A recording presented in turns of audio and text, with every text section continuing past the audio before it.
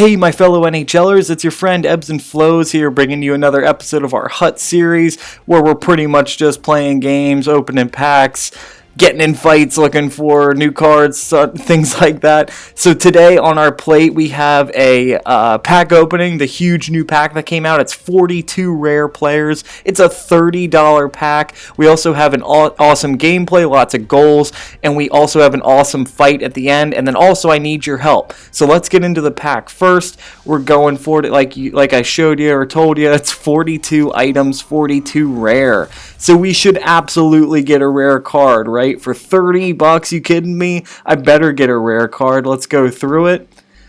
Fellas.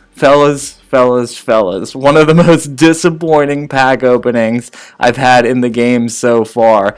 I mean, at minimum, you need to give people an 86 or 87 card when they pay $30 for a pack. I mean, I know I'm not alone here when I say that. Unbelievable. I haven't had a pack opening that bad in so long. I mean, not even an 86. You couldn't give me a Schultz from the Blues or someone like that. If I got 186, I would not be complaining as much. But for $30, what a waste. Oh my gosh, unreal. You know, a lot of YouTubers really complain about this game, whether it's skill zone or certain things about stick checking or glitch goals or whatever. I have zero complaints about this game except for the fact of rare cards. I don't think there's that many rare cards out there where people buy a $30 pack and you don't give them any. I mean, I would have taken a Couture and been like, oh, at least we got that. You know what I mean? So anyway, I don't want to complain too much about it because I love this game so much. I love everything about it. That's my only, kind of downfall there is the packs. I just feel like there's not enough rare players in packs. Anyway, getting into our first opponent here. Mr. Crosby coming around, opening the slot and just sticking it upper 90, top right on his teammate Flower. Nice goal, man. Let's get into it, boys. First period, it's 1-0 us, 1-0 good guys. So Pavelski gets a beautiful steal here at our own blue line coming down here. He's just going to finish forehand, backhand, forehand, off the post and in. Not that impressive, but good defense, right? So, good D, good finish. It is 2-0 in the first period. Like I said, we do have a lot of goals this game, but check out the hits. There's one blow up, and Hall is going to get the, unfortunately, turnaround, and boom! Blown up, Mr. Hall. Good move by Taves with the windmill deke and finishing it backhand, forehand. Good goal, Captain Taves. All right, Hall's excited. He'll give you a hug. My gosh, after getting wrecked like that. So taking one for the team is Hall, Mr. Legend, over to Taves, finishing it. Nice. So 3-0 so far in the first. Opponent doesn't have that great of a team, so it's a bit, it gets a little out of hand here, which is fine. That happens sometimes. There's Pavel Bure. I know someone commented last time I wasn't pronouncing that right, and he was absolutely correct. My American side comes out a little too hard when I say these hockey players' names, even though I love the sport very much. I have trouble with it sometimes, so Bure isn't prevalent in this video too much for once. Usually he's scoring all the goals. Clapper there by Hall. So let's get into the second period, guys. Hall again. He's going to throw a cross crease, and look at the save. Oh, my God. Getting the pad sprawling out. Pad or stick, either one, but just a beauty regardless. So let's try that one more time. Opposite side. Mr. Hall clapping it and finishing it. And the celly into the nets. Why not? So, Hall, great finish, man.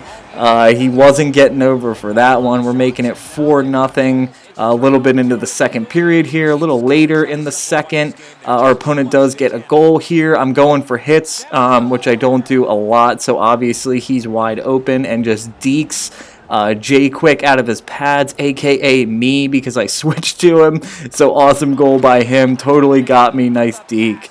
Let's get into the second period. We're right at the end here. Crosby is the puck. He's rolling, passing it back to Keith. clapping one, nothing, shooting again, nothing. And Madonna's going to finish it here on a beautiful backhand. But you can't, something about Madonna at that right wing, I don't know what the deal is. I don't have anything on him. He's just a regular base card. He is a legend, but unstoppable. He scores every single game. I don't know if it's having, Sid the Kid at middle, and that leaves him open. I don't know, but the guy is just a scoring machine.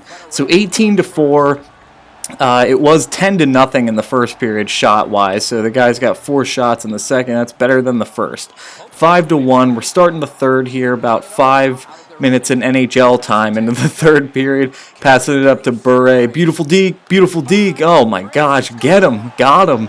Beautiful finish with the sprawler at the end. Good finish.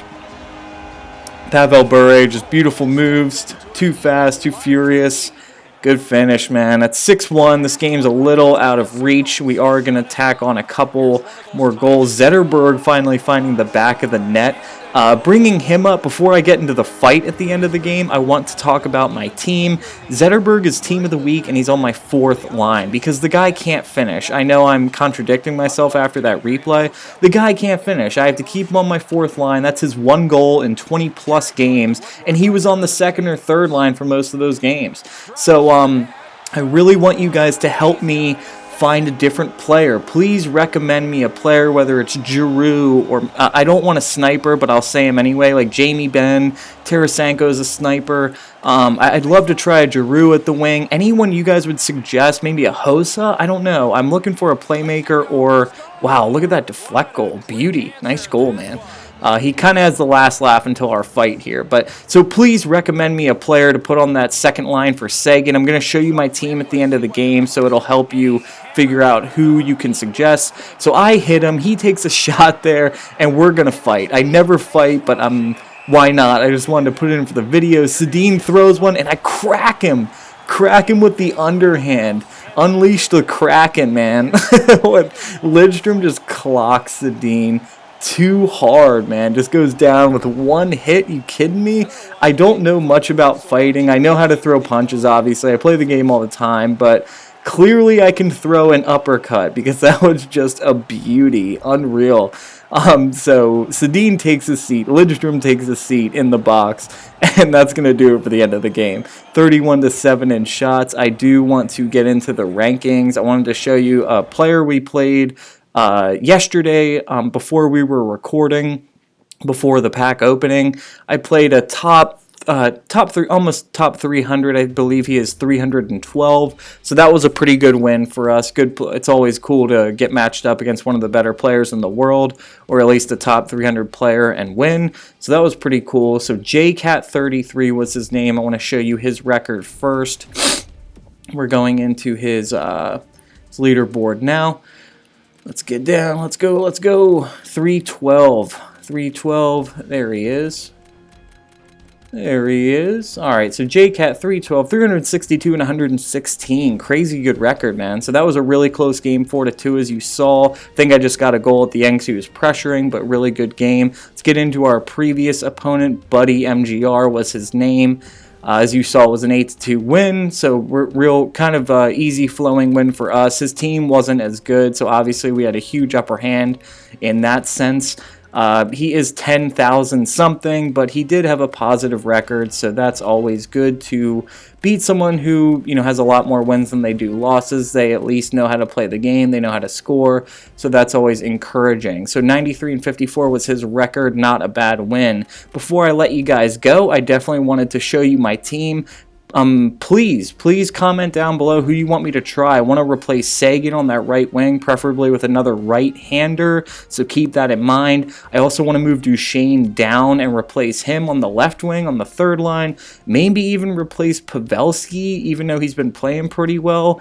Up to you guys. But someone who comments, if you do comment, I will certainly take your suggestion into consideration. You'll certainly see a change, and I'll certainly bring it up in my next video. So if there's someone you really wanted to try that maybe you can't afford, or someone you have tried that you know is awesome on a wing, let me know. I really want to try them out. I'll certainly give you my comment on them. Let me dish around with them a bit. Let me shoot around with them a bit. I'll let you know how good I think they are. So maybe you can get some pre-notions before you buy somebody. Like I said, don't buy a Zetterberg because that mofo is just disappointing. Got to get rid of him, guys. I got to sell him. He's probably worth like 200,000. So it really needs to be sold considering he's on the fourth line. Anyway, guys, I really hope you enjoyed the video. Please like and subscribe if you haven't already. And please stay tuned for our top 100 grind. I do have our 100th win coming up. I'm going to put that video out today or tomorrow. So please enjoy that. And as always, take care.